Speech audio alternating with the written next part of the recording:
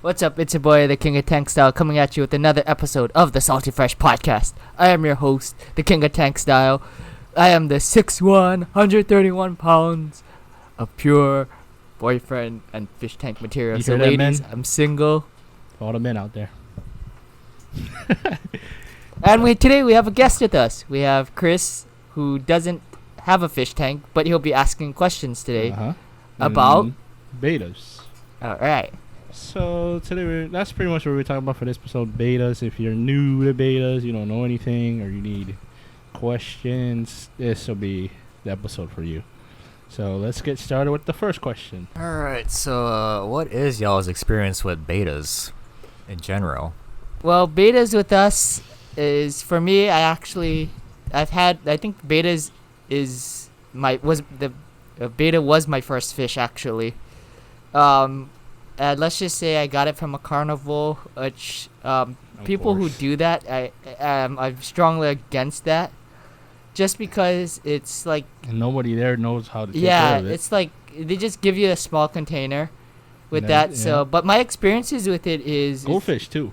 You do that with goldfish, too. Oh, yeah. Oh, that's the mainland, but... Yeah. But my experience with it is that I've had a good experience with it just because of how hardy they are. Mm-hmm. They are a good beginner fish, so definitely. That's one of the upsides to it. How many betas have you had so far? 4. I've had two. I've had 1 veil tail, I think 2 crown tails, and then now I got my blue mustard, which is a half moon. Half moon. What's like the craziest one you had? The half moon? I'd say the craziest one I've had would be the crown tail, just because of the tail. It looks like it has fin rot, but it's supposed to look like that. But the nicest one is the one I have now, my blue mustard, which I gotta fill up the water when I go home. Yeah. So for me, betas have pretty much been my go-to fish for my whole life, pretty much.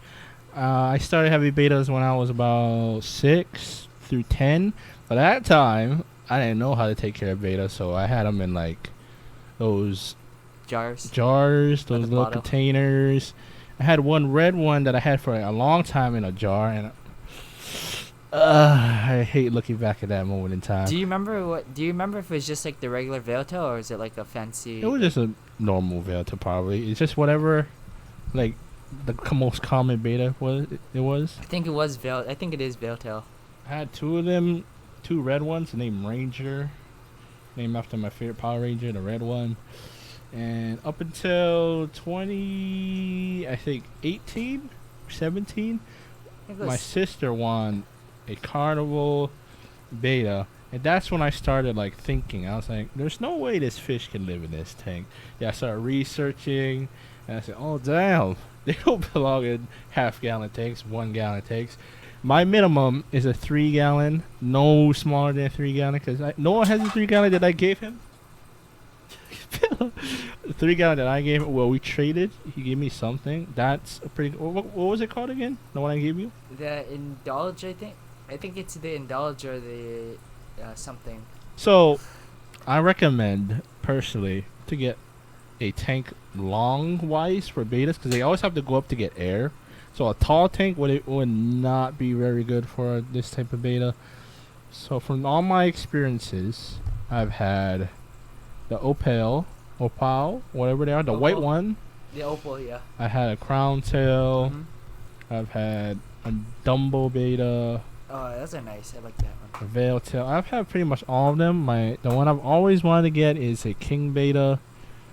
For the most part, they're very hardy fish, very easy. Mm-hmm. Like extremely easy to take care of, but also the biggest misconception fish, thinking they can live in tiny tanks. Oh no, they goldfish. could. Goldfish is the biggest misconception. Both of them, yeah, actually. Those I mean, they could, but it doesn't mean they should. Yeah, goldfish. No, goldfish is a big no-no. Yeah.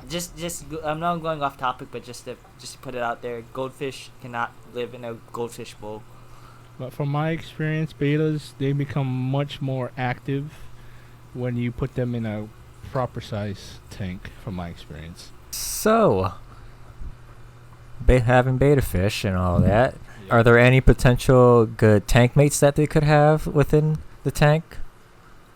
That's a really good question. So, from my experience, if you keep a beta, you could keep a beta in the community tank. You really could. They most of the time wouldn't bother other fish from my experience. Maybe they'll be like a little hostile at first, but not really any nipping or any sorts. They kind of keep to themselves. Maybe not other betas. That's a no-no. They could be a community fish. But if you could do like a small 5-gallon, maybe neon tetras, probably cories, you could do that. Yeah, snails, shrimps, you could do all that. From my experience, I have put them in community tanks, and they do just fine. What do you think? For tank meats, general rule of thumb that I go by is anything that can outswim the beta. So like you said, the neon tetras. But I also you could put the zebra Daniels. They stay their maximum size is I think like 3 inches, but they can outswim the beta, they should be okay.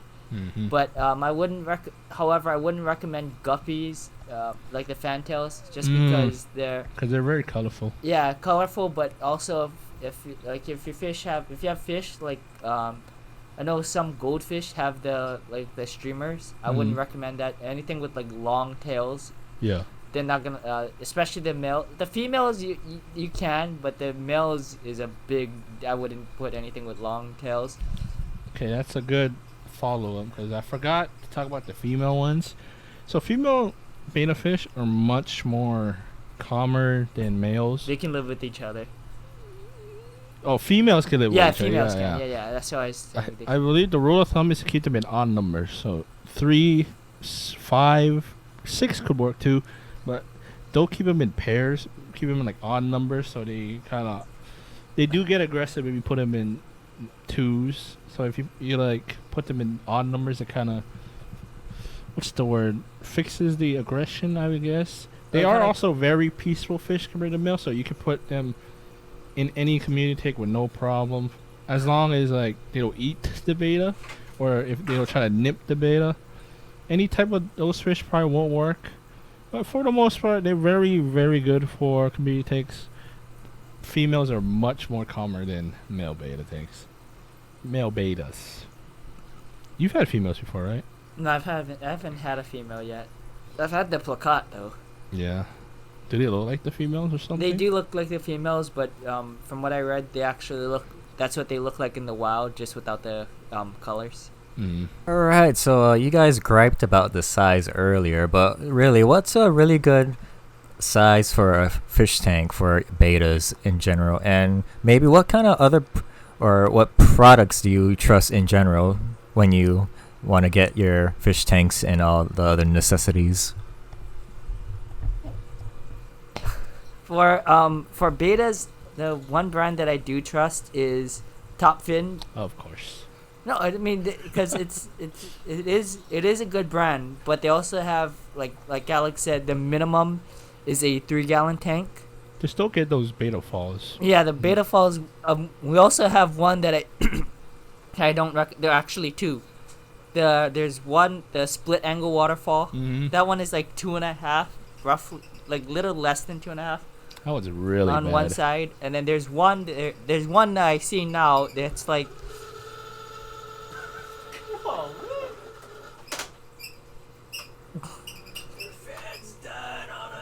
Just continue. I'll edit that part out. There's one that looks like the 3-gallon he gave me, but it's like one side is elevated, and it's like a waterfall, but it's not split. It's like a split tank, but the thing is like narrow on both sides, so it's like.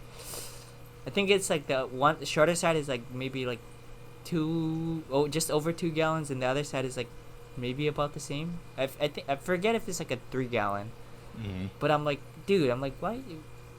But in terms of minimum tank size, I would say would be 3. If you're gonna do multiple, like male and female, I'd say 5 or a 10. If you want to breed them, I think if you breed them, I believe you could do a smaller tank just for breeding purposes. That's the only time I say you could use a small tank for a betta fish. But yeah, so like the reason why I say Top Fin though is a lot of fish tanks you gotta get the tank, the filter, and your aerator. even though Top Fin doesn't necessarily include the aerator, they do have tanks like the Indulge, Enchant, and the Retreat, which is the tank that I did an unboxing on. Sponsor them, Top Fin. Sponsor this podcast, man. which I did do a review, an unboxing of on my channel. You can go check it out at 808 Tanks. But all those tanks that I just mentioned, all of them have a built-in filter, and the water flow isn't like, you get water flow, but it's not too harsh like a regular filter would, so it won't like what's the word? It won't be too uncomfortable or too hard for your beta to swim against, but it also offers filtration. Oh, and a pro tip, I actually did this on my invert tank. I'm going a little off topic, but I actually, if you want, sometimes there's like a little space where the water comes out. You can, what I actually did was I actually put the fluval bio rings to generate the beneficial bacteria. You could do that too. Mm-hmm. I also seen people put like mini internal filters, or not internal filters and like blowers inside the built-in thing just to create water flow and to go over the bio rings. I would actually recommend that, just because from my experience with Top Fin, it does kind of, the water is kind of stagnant, but I mean it is from my understanding it is filtering. So all right, so to add on to that, I'm gonna explain on how to go about setting up a beta tank. So let's say you don't want all this all-in-one kit. This is how you can go about building it from scratch. Or okay, the later parts I'll explain, it can be done for both. So you can probably go to any local pet store, local fish store. They'll usually sell like 3 gallons, 5 gallons, 10 gallons on their own. And before I say continue, no matter what tank size you get, it will always come out pretty pricey, because it's a living creature. It's a pet, so it's never gonna be cheap, is what I'll say. It's never gonna be cheap. So you can go to your local pet store, local fish store. Maybe Petco might do this too. You can get a 10-gallon probably for what, $20? Is that how much is a 10-gallon by itself? 10-gallon is. It's not that expensive. I know for us it's like 30. Yeah, so you get one of those, and you gotta buy a filter.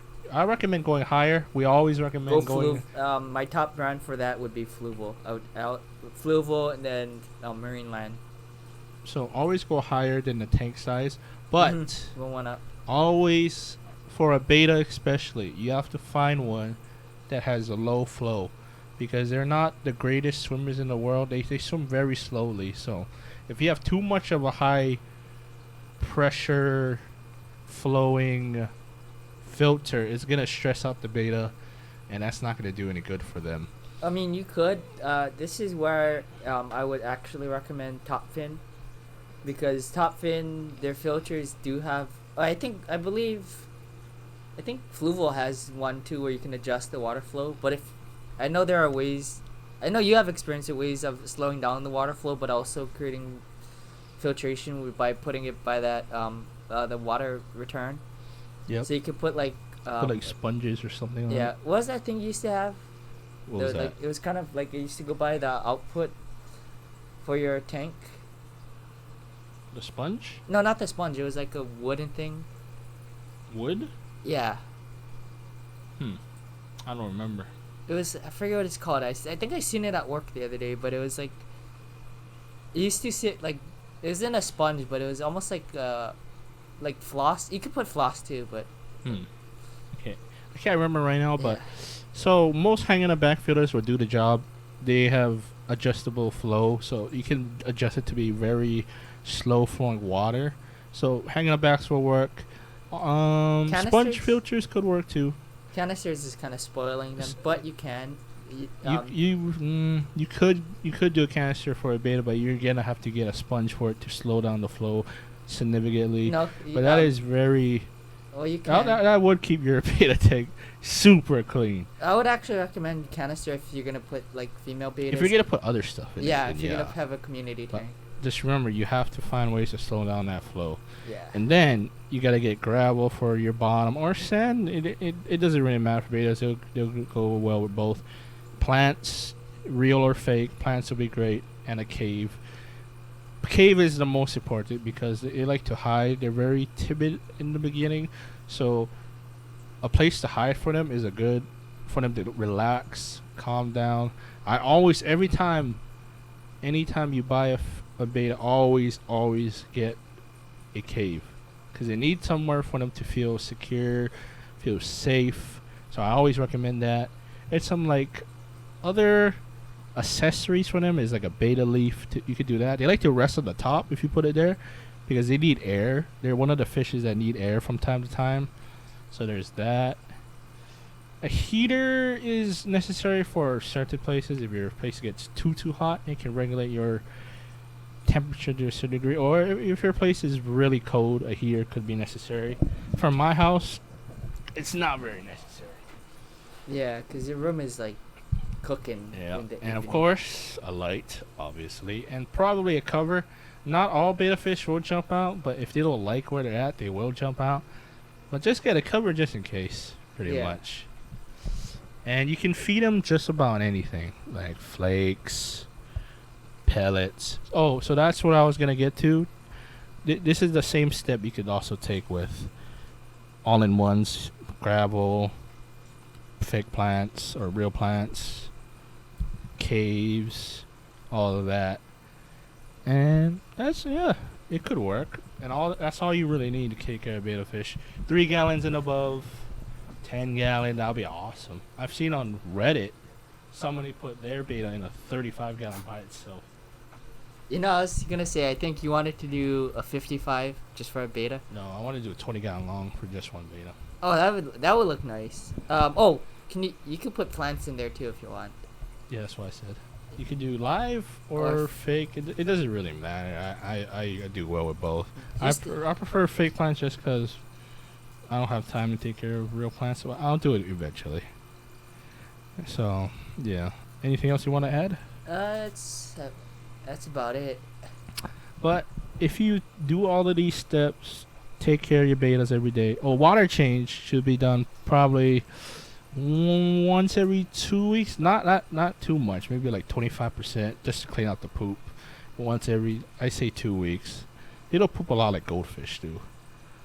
If you take care of them, feed them every day, clean their water, they're not stressed out. They have an ability to live up to, I believe, 2 to 3 years, maybe even 5 if you get really lucky.